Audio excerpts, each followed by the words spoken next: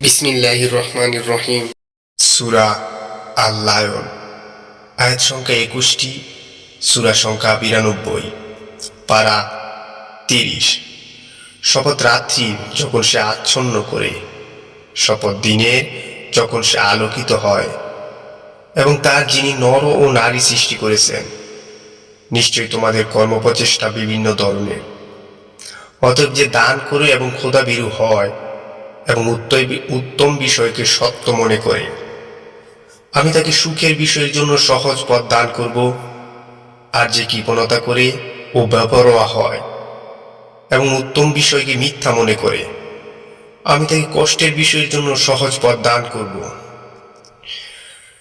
যখন সে অধপতিত হবে, তখন তার সম্পদ তার কোনোই কাজে আসবে না। আমার দায়িত্ব পথ প্রদর্শন করা, আর আমি মালিক ইহকাল ও পরকালের। অতএব আমি তোমাদেরকে প্রজ্বলিত অগ্নি সম্পর্কে সতর্ক করে দিয়েছি। এতে নিতান্ত হতভাগা ব্যক্তি প্রবেশ করবে, যে মিথ্যারোপ করে ও মুখ ফিরিয়ে নেয়। এ থেকে দূরে রাখা হবে খোদাভীরু ব্যক্তিদের।